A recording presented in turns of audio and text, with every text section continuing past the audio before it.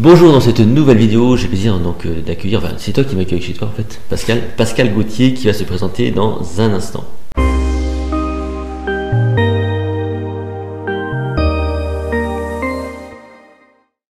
Pascal, bonjour. Bonjour Vincent. Est-ce que tu peux rapidement te présenter? Oui, alors Pascal, je suis aujourd'hui psychologue, psychothérapeute, et ma compétence initiale c'est surtout autour de la sophrologie. Je crois que c'est un peu par ce biais-là que tu me contactes, qu'on se connaît. Ouais. Alors la sophrologie, j'y suis arrivé par le biais des arts martiaux. Ça peut paraître un peu bizarre. Quand j'étais plus jeune, j'étais intéressé par des approches un peu originales par rapport aux arts martiaux.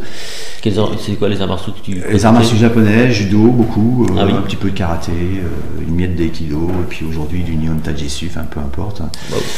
Et ces éléments, en fait, c'est vrai que c'est lié aussi avec cette notion de confiance en soi peut-être, c'est-à-dire la dimension émotionnelle, qu'est-ce qui fait qu'on a peur, qu'on n'a pas peur face à l'adversaire par exemple. Quand j'étais enfant, en tout cas c'était cet aspect-là qui m'intéressait, et j'ai découvert par ces approches des choses beaucoup plus profondes, beaucoup plus intéressantes, et des éléments qui m'ont donné progressivement plus de confiance et qui m'ont permis d'avoir un parcours un peu original comme tu as un parcours original aussi, on a chacun notre parcours différent, et peut-être gagner en confiance et oser davantage de faire les choses en fait.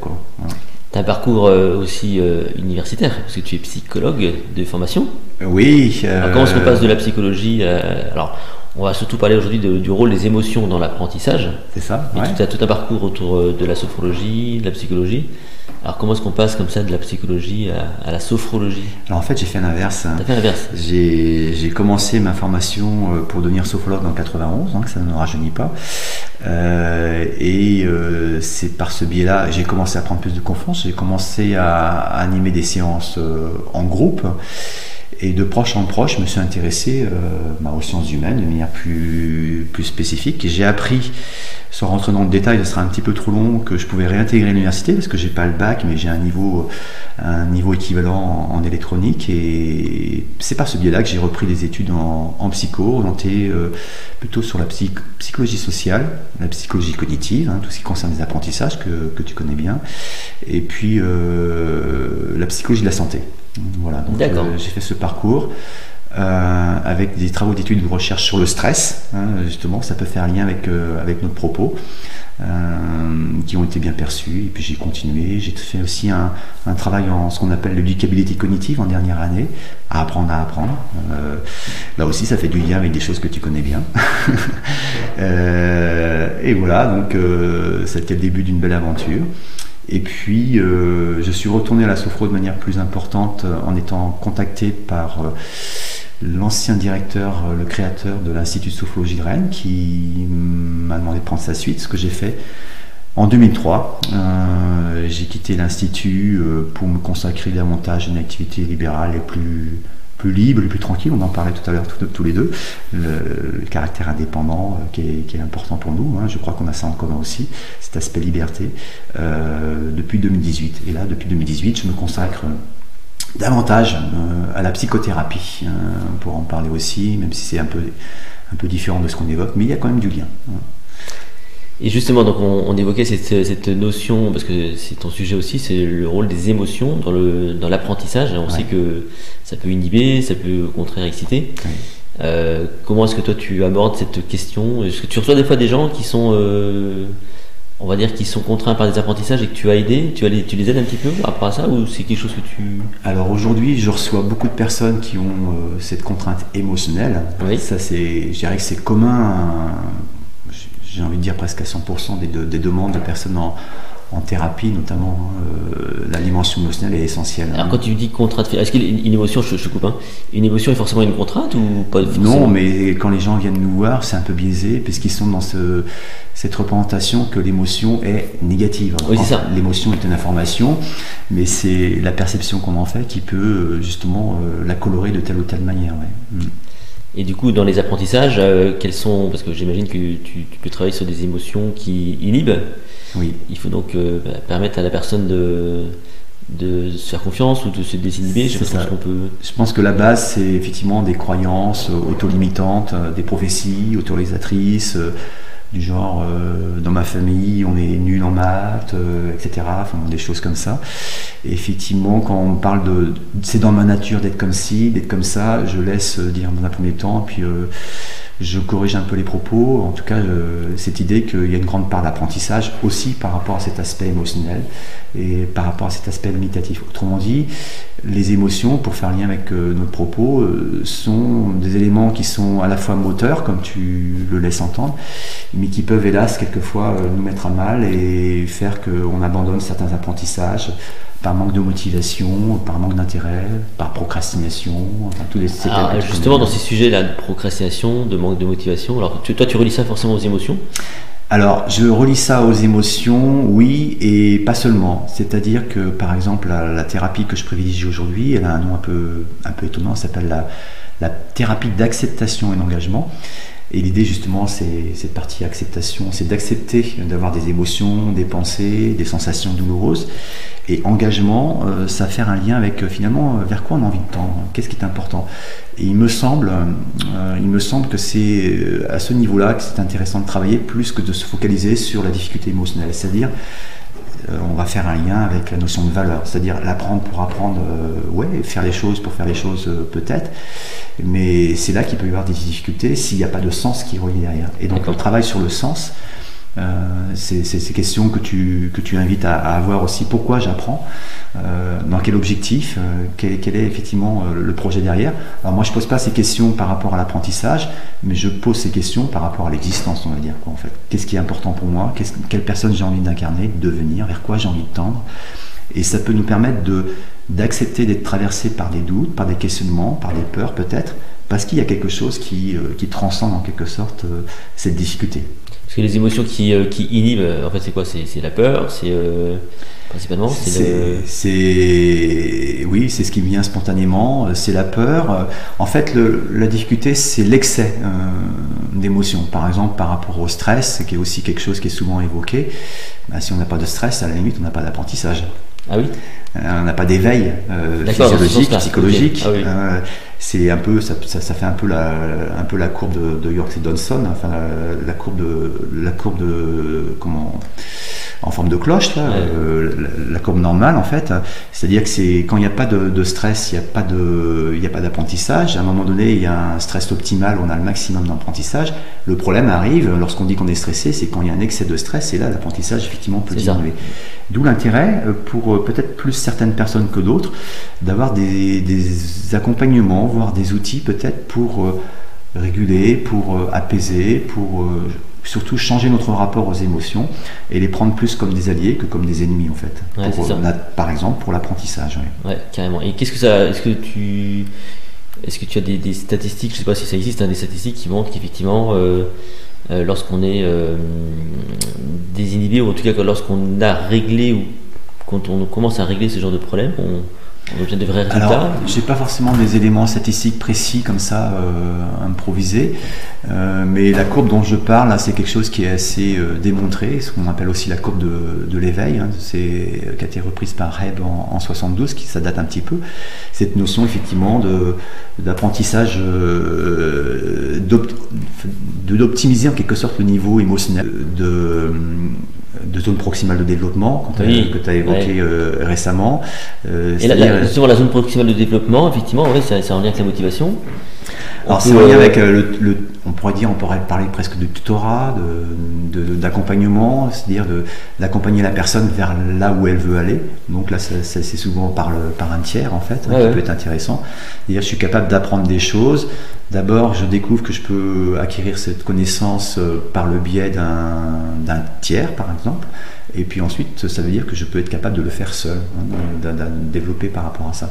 Je pensais aussi à la notion de flux, que tu connais aussi, ou flow, de Mary Csikszentmihalyi, qui est cette notion que si on n'a pas pour revenir à cette notion de stress, si on n'a pas de motivation, pas d'intérêt, on a une sorte d'ennui, et là il n'y a pas d'apprentissage. Il faut qu'il y ait une sorte de challenge en fait, il faut qu'il y ait un défi, mais accessible.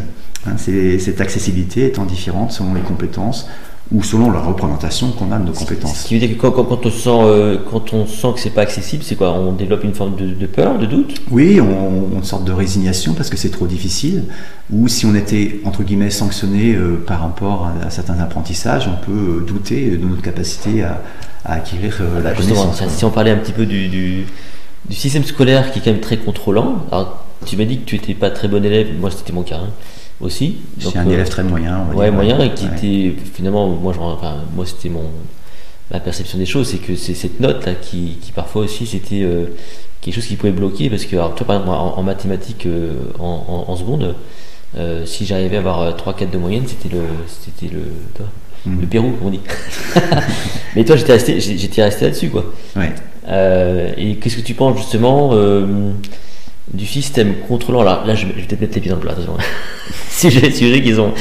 Le système contrôlant aujourd'hui qui est la base de notre pédagogie à nous, quand même. Je pense que l'introduction de tes propos, l'introduction de ta question donne une partie de la réponse.